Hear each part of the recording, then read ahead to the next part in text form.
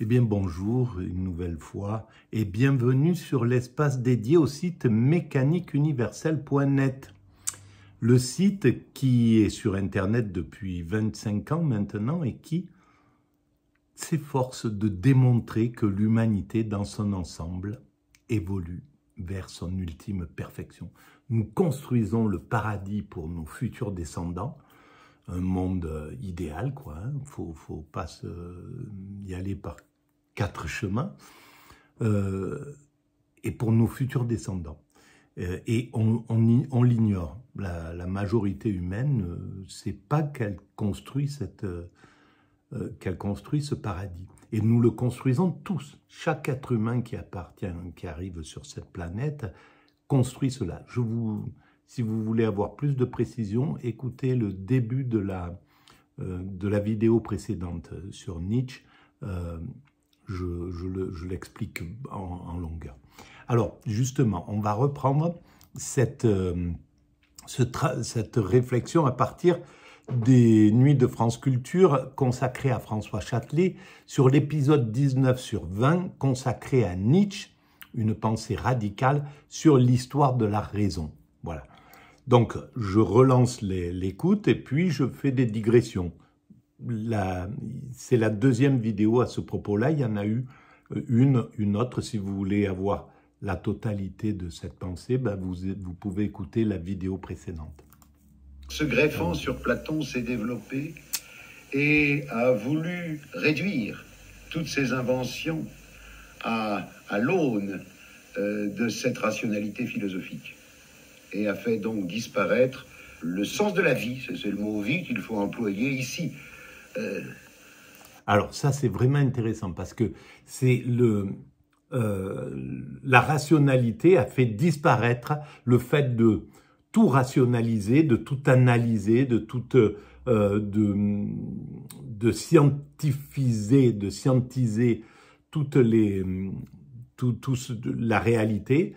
Ben on a perdu le sens de la vie, selon Nietzsche. Et il a raison dans ce sens-là. Il avait raison.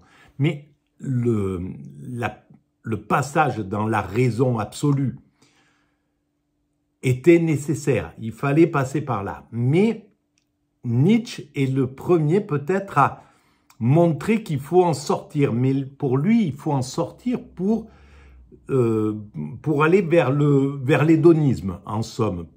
Pas pour se poser de questions de ce que nous faisons sur cette terre, donc chercher le sens de la vie, mais pour incarner, pour vivre pleinement son existence, sans le spirituel et sans le scientifique qui nous opprime d'une certaine façon. Il est pour une sorte d'hédonisme dans les choses. Et dans la vidéo précédente, je démontre qu'il manque quelque chose. Le spirituel est une donnée qu'on ne peut pas écarter. Ni le scientifique d'ailleurs. Pour évoluer vers la perfection, il va falloir que la raison continue à travailler, évidemment. On gagne la sécurité, nous dit Nietzsche, mais on perd l'exultation du corps. Voilà. On gagne la sécurité, c'est-à-dire que en pensant qu'il y a un arrière-monde, qu'il y a du divin, alors cette chose-là, qu'il y a du divin, nous rassure parce que on peut imaginer qu'à notre mort, on rejoint quelque chose de voilà, que ça s'arrête pas là. Et donc c'est rassurant, évidemment. Et puis la science nous rassure parce qu'elle éclaire des pans qui étaient obscurs, qu'on ne comprenait pas et qui faisaient peur. En fait, l'inconnu fait peur, donc l'éclairage est l'inverse. Et lui, Nietzsche préconise d'écarter tout ça et d'accepter la peur, d'accepter l'angoisse, mais pour pouvoir vivre pleinement toute la diversité des sensations. Le bonheur, la joie, le plaisir, etc. Mais également l'inquiétude, la peur, etc. Et je pense que Heidegger reprendra ce domaine-là. Et je pense qu'il a tort parce que, oui, il faut vivre l'instant présent, mais on ne pourra pas faire autrement, l'humanité dans son évolution ne peut pas faire autrement que réduire progressivement la souffrance, réduire progressivement l'angoisse, réduire progressivement la peur, réduire progressivement tout ce qui est insupportable dans l'humanité. Elle ne pourra pas faire autrement. Voilà, là, on voit bien la médecine, grâce à elle, on souffre beaucoup moins dans tout un tas de pans de l'évolution. Et on ne pourrait pas faire machine arrière, c'est pas possible. Cette espèce de plaisir-souffrance Voilà. qu'est la recherche folle, aventureuse. Le Voilà plaisir donc une première remise en question souffrance, fondamentale. c'est ça qu'il La préconise. deuxième mise en question, de revenir à, c'est la mise en question du christianisme. à cette Je base vais très vite, antique. et je ne parle pas du Et Christ, c'est pas parce bon. que chez Nietzsche, il y a des flottements concernant le Christ. Tantôt, il est très sévère à son égard, tantôt, il manifeste un attachement très profond pour le personnage qu'il représente. Mais il incarne un peu le Christ, Nietzsche, dans sa vie. C'est une vie justement de souffrance, une vie compliquée, quoi. Mais ils mettent en question le christianisme en tant que celui-ci a encore accentué ce dédain du corps, ce dédain de la sensibilité, ce dédain du plaisir. Je cite au hasard, je crois, une formule de l'Antéchrist. Ce qui est chrétien, c'est la haine contre l'esprit, contre l'orgueil, le courage, la liberté, le libertinage. Ce qui est chrétien, c'est la haine contre l'orgueil, mais c'est légitime. C'est d'ailleurs, plus on réduit l'orgueil, le narcissisme, etc., toutes ces dimensions-là, et plus le monde s'apaise, parce que plus il y a de narcissisme, on le voit depuis 40 ans, on est dans l'exaltation du narcissisme en Occident, et on voit à quel point ça a dopé la violence, l'agressivité, enfin voilà, plus on fait de dominants, et plus il y a d'agressivité, c'est légitime. contre les sens, contre la joie des sens, contre la joie. C'est la haine d'instinct contre la réalité. La haine de l'instinct, mais parce que c'est ce que préconisait Nietzsche là, c'était exagéré, mais il a été fondamental Nietzsche parce que il a permis de dire justement le corps est là, on ne doit pas le maltraiter, on ne doit pas le brimer, on ne doit pas, mais dans un hédonisme absolument respectueux d'autrui. Ça, c'est ce que préconise, d'ailleurs, j'avais lu ça sur Michel Onfray. L'hédonisme, c'est la possibilité de prendre du plaisir avec autrui, mais pas à son détriment. Voilà. Et donc, c'est clair que un hédonisme comme ça, il fallait le ramener dans le devant de la scène. Il fallait contester le spirituel qui va dire il vaut mieux l'ascèse plutôt que le plaisir. Non, pour l'homme constructeur que nous sommes des hommes constructeurs, on construit le paradis. La récompense de cette construction, c'est le plaisir. Quand nos descendants auront atteint le paradis, donc atteint la perfection, ils auront accès à l'extase, qui est bien au-delà du plaisir. Le plaisir, c'est inférieur à l'extase. L'extase, c'est le bonheur suprême. Mais on ne peut pas accéder à l'extase et au bonheur suprême parce que sinon on arrête de travailler, on arrête de construire l'humanité. L'extase, c'est la contemplation, c'est le pur immédiat, c'est l'instant présent. On ne peut plus se projeter pour construire, il faut pouvoir se projeter. Demain, je vais faire ça, on continuera le boulot demain, etc. Mais on ne peut pas le faire dans l'état d'extase. Donc l'extase, c'est pour nos futurs descendants. On construit pour eux cet état-là. On est des altruistes absolus. On est des généreux de première catégorie. Et on le fait pour peanuts, juste pour la récompense et le plaisir pendant qu'on est en vie, mais on n'emporte rien de l'autre côté. Donc, tout ce qu'on fait, c'est vraiment dans l'altruisme absolu. Et on ne sait pas qu'on est des altruistes. C'est dommage, parce que si on le savait, on aurait beaucoup plus de respect envers nous-mêmes et envers nos congénères. On s'aimerait les uns les autres, mais pour des bonnes raisons. parce qu'on est des altruistes. Et Nietzsche va si loin, toujours dans l'Antéchrist, qu'il déclare que c'est la résolution chrétienne de considérer le monde, sous-entendu le monde sensible, comme laid et mauvais, qui a rendu le monde laid et mauvais. Et mais c'est un peu exagéré, mais dérive alors sur la critique absolument véhémente que Nietzsche fait de la société de son temps, qu'il présente comme étant précisément un résultat de la dialectique, de la rationalité philosophique de type hegelien. Il résume ce monde dans lequel il vit par un certain nombre de formules. C'est, dit-il, un monde où triomphe. Il a éclairé ce monde, c'est ça. Après, ce monde est comme ça, c'est comme ça qu'il doit se construire. Mais il a éclairé, et ça, c'était une bénédiction pour le monde.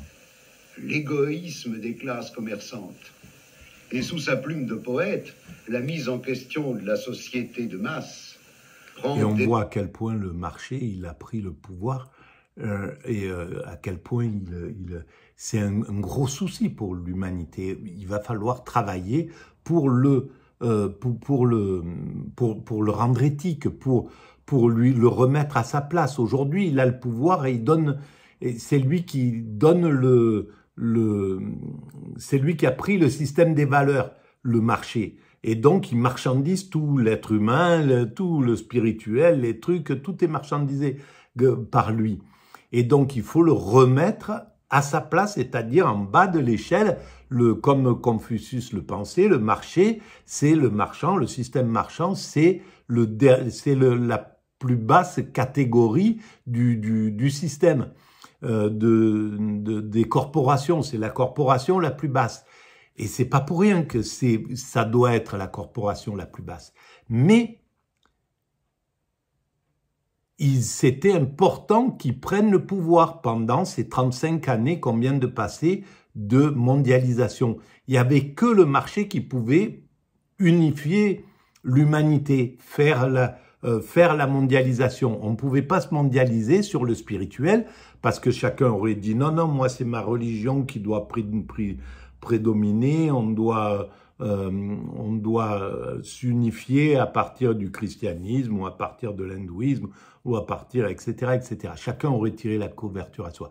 On ne pouvait pas le faire au niveau politique parce que le libéralisme n'était pas la clé universelle et intangible. Il y avait les Chinois qui étaient là, qui venaient d'un monde communiste, etc., et qui ne voulaient pas d'un libéralisme qu'ils ne pouvaient pas maîtriser.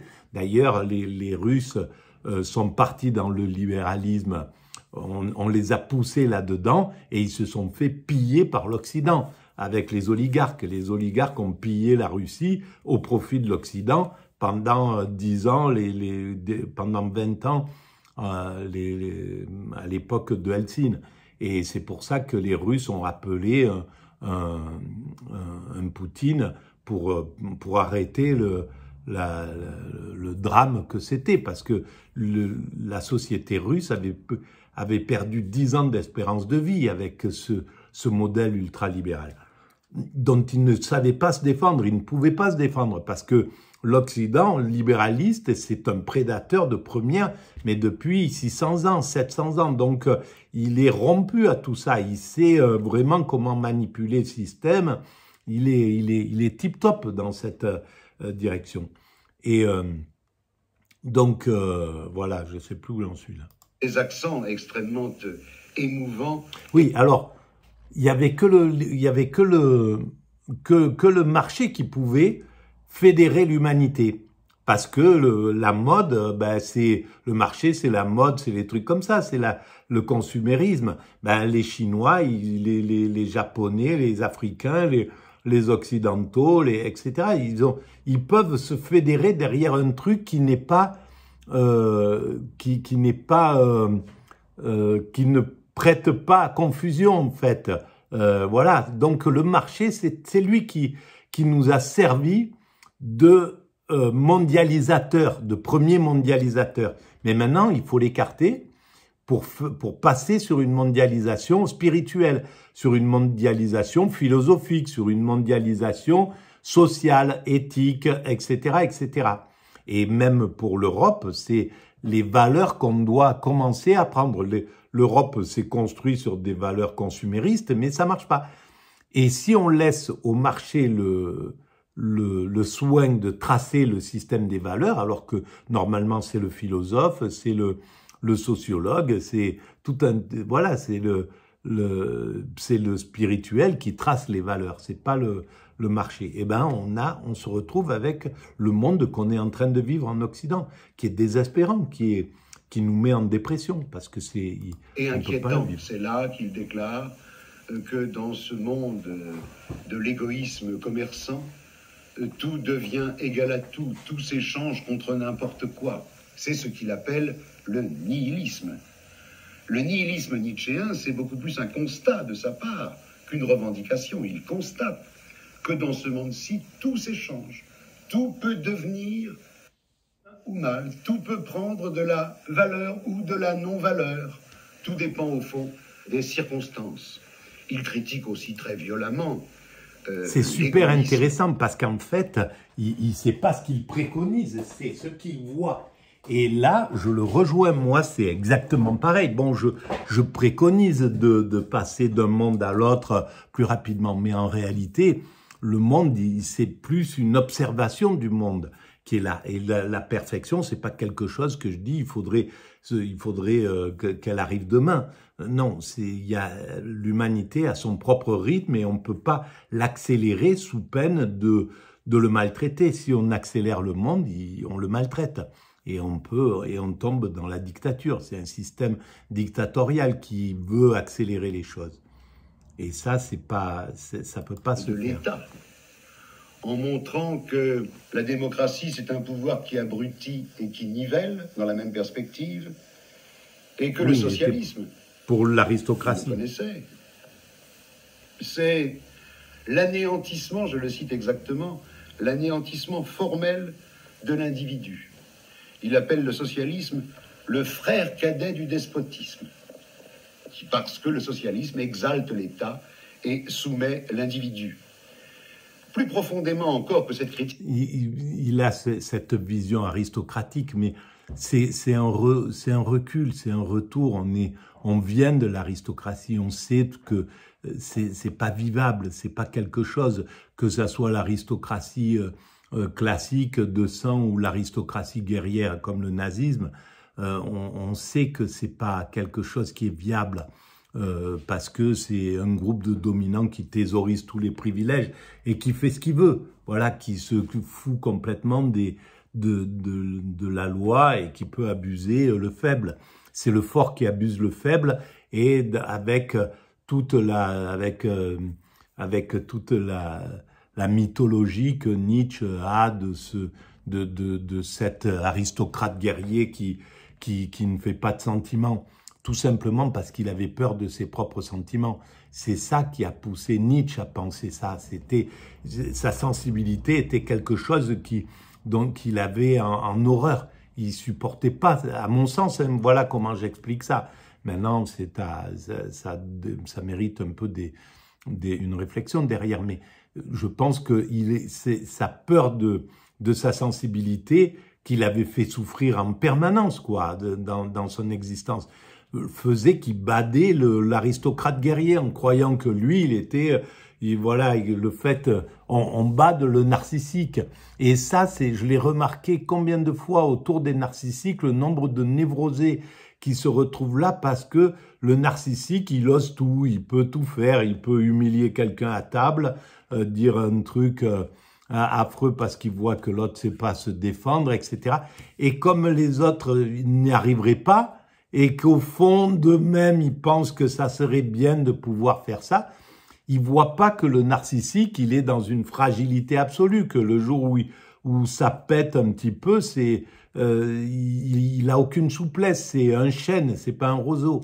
Les névrosés qui sont là, c'est des roseaux, et lui, c'est le chêne, mais il voudrait devenir un chêne. Absurdité absolue. Et Nietzsche, voilà, on voit sa sensibilité dont il avait tellement peur et qu'il a tellement refusé de regarder, d'utiliser et de prendre, eh bien, l'a conduit à à devenir fou devant un jour qu'elle explose, quoi. Critique des régimes, critique aussi très violente de tous les nationalismes. Ce qu'il critique... Ça, c'est génial. Non, mais il a des choses absolument géniales, Nietzsche. Hein. J'ai de la peine de dire qu'il avait que j'aurais tellement aimé qu'au contraire, il exalte sa sensibilité, qu'il utilise, qu'il parvienne à la domestiquer, à en faire quelque chose. Il aurait vécu jusqu'à 100 ans, Nietzsche. C'était un sportif inouï, il avait une vie très saine, voilà, ça aurait été extraordinaire. Mais, et puis ça aurait fait un sage inouï. Mais, ben voilà. C'est l'idéologie de la science. Ce que nous appelons aujourd'hui l'idéologie de la science. Et donc, il combattait le nationalisme. Et ça, c'est quelque chose qui est fondamental de combattre le nationalisme. C'est pas... Bon, le nationalisme, il est là, mais à son époque, c'était important de le faire. Parce que le nationalisme, doucement, il a décliné au nazisme.